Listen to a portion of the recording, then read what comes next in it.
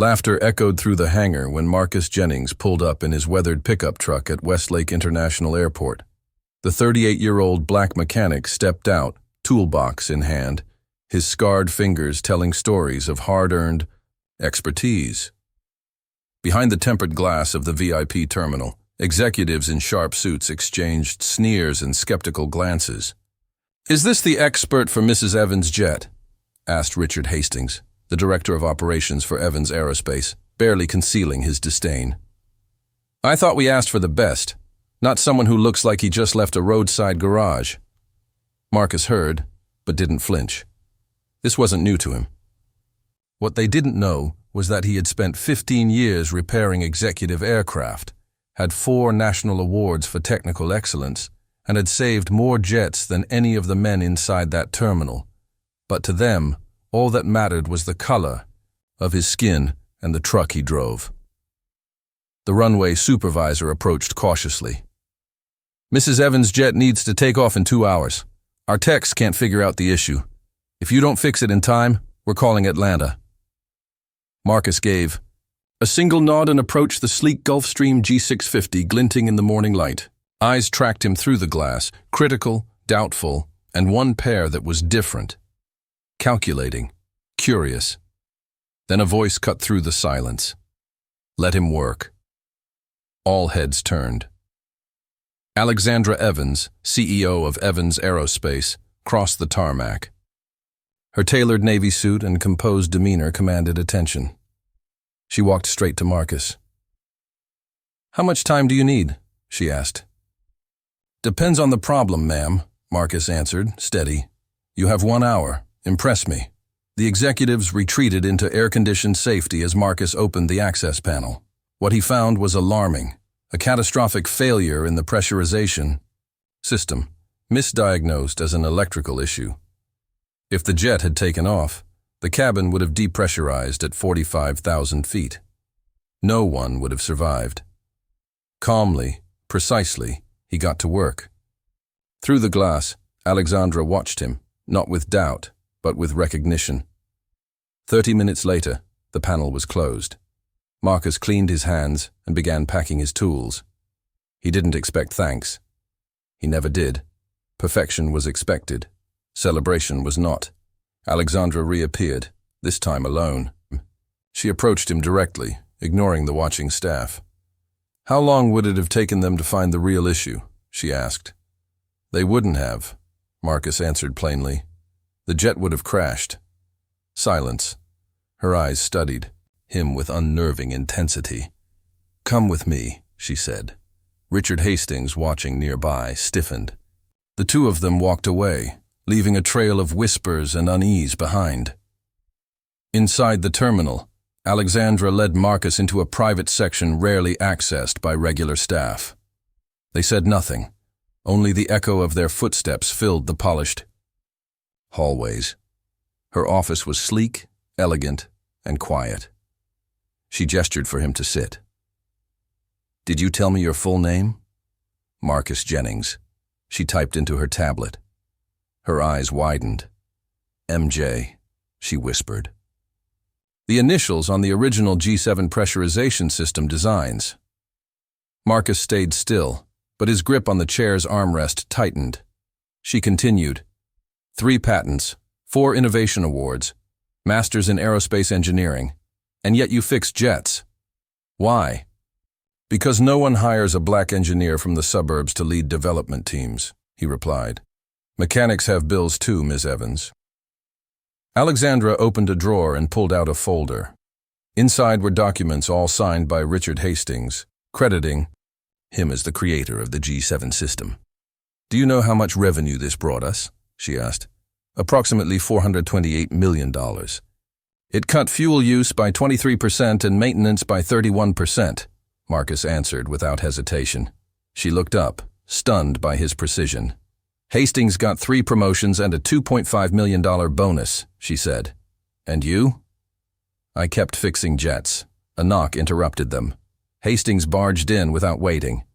"Alexandra, the board's on a video call. We need to—" He stopped cold at the sight of Marcus. "What's he still doing here? The service is complete, right?" We were discussing intellectual property, Alexandra said. Specifically, the G7 system. Hastings went pale. I don't see what a mechanic has to do with that.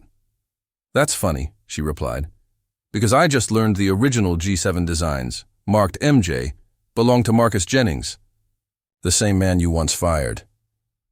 That's absurd. He was an assistant. He made no real contributions. Another knock. This time, Dr. Sophia Chun, Evans Aerospace's chief legal officer, entered. Apologies for being late, she said, nodding to Marcus. She turned to Hastings. I confirmed everything. The digital signature on the original files matches Mr. Jennings, not you. Hastings stammered. He was under my supervision. Any input he had was minor. Minor? Alexandra said, now scrolling through more files. Emails from you, Richard, recommending Marcus's dismissal for incompetence, 3 days after he submitted the full G7 project. Marcus sat calmly, watching the scene unfold. He remembered the day he'd been escorted out like a criminal, humiliated. He'd told himself the truth would come out. He just never thought it would be like this. Mr. Jennings, Alexandra said, Dr. Chun has prepared documents for you. They propose retroactive recognition, compensation for royalties, and a proposal. What kind of proposal? Marcus asked. The kind that makes history, she replied. Then she turned to Hastings. You're temporarily relieved of your duties pending investigation. Hand your badge to security. You can't do this. The board, he began. You'll be informed in an hour, she cut him off. If you want to keep your dignity. Walk out now, or I'll have security escort you. Hastings left, slamming the door. To Marcus and Sophia, it finally felt like the real beginning. What happened over the next 2 hours would not only alter Marcus's future, but shift the entire power dynamic within Evans Aerospace. As Sophia reviewed the legal documents, Marcus noticed something unexpected in Alexandra Evans. She wasn't just righting a wrong. There was something deeper in her expression, a recognition, an awareness of a much larger truth. What no one knew was that Alexandra Evans had a secret of her own. Her briefcase contained not only files on the G7 system, but also a comprehensive 2-year investigation into systemic discrimination and idea theft within her own company. Marcus Jennings wasn't the first victim, just the most brilliant and the one who had left irrefutable evidence. Alexandra had waited for the perfect moment to bring the whole system down from the inside. Elsewhere, in the airport parking lot, Richard Hastings made a frantic call to board members. His empire was cracking, but he still had one last card to play, documents and alliances he believed could destroy Marcus and take Alexandra down with him. What he didn't realize was that every move he made, every call he placed, was being tracked. The real battle had only just begun. In a private meeting room far removed from the bustle of the airport, Marcus sat tensely in a leather chair. Alexandra shut the door quietly behind her. The pressurization system you repaired, she began, is a modified version of the G7, isn't it? Marcus kept his expression neutral. Yes, ma'am. She slid a folder across the table. A system Richard Hastings claimed to have designed and received a 7-figure bonus for. Yet these blueprints have the initials MJ. Silence fell. 5 years ago, Alexandra continued, you were a junior engineer. You were fired for technical incompetence 3 days after submitting a completed design. I had bills to pay, Marcus replied. Mechanics pay bills too. Alexandra leaned closer. You weren't the only one. 7 engineers over. The past decade, black or Latino, all fired shortly after contributing major innovations. The door opened, and a composed, middle-aged woman entered. Sorry I'm late. Marcus, this is Dr. Vanessa Chun, our new general counsel. Vanessa gave a firm nod. Mr. Jennings, we have substantial evidence of systemic intellectual property theft. Your case is just the beginning. Images flashed in Marcus's mind. Sleepless nights in the lab, the thrill of solving the impossible, Hastings's cold stare, when the results came in and the shame of being escorted out like a criminal. "Why are you telling me this?" he asked. "Because I need your help," Alexandra replied. "Hastings controls half the board. I need undeniable proof to bring him down." "And what do I get?" Marcus asked. "Recognition, financial, compensation, and," she paused, "the position of Director of Innovation. What should have been yours 5 years ago?" Marcus nearly laughed. "You really think they'll accept a black mechanic in that role?" Alexandra smiled. "They won't have a choice." Dr. Chun handed him a confidentiality agreement, but before he could sign, loud knocking interrupted. Hastings barged in, feigning concern. "Alexandra, the board is waiting. Why is this contractor still here?" "We were discussing the G7 system," she answered evenly. His face paled. "A mechanic doesn't belong in advanced engineering meetings." Alexandra displayed a diagram. "These drawings are initialed MJ." "He was just an assistant technician," Hastings argued. "Any contribution was minor." "Minor?" Alexandra snapped. "I have your emails, Richard, recommending Mr. Jennings's dismissal for technical incompetence 3 days after this design was submitted." Regaining his composure, Hastings said, "We have a video conference. The board won't wait. For conspiracy theories." Alexandra stood. "You're suspended, pending the internal investigation." "You can't," he began. "The board will be informed in an hour," she interrupted. "Leave, now." As the door slammed, she turned to Marcus. "We have 2 weeks until the shareholders' meeting.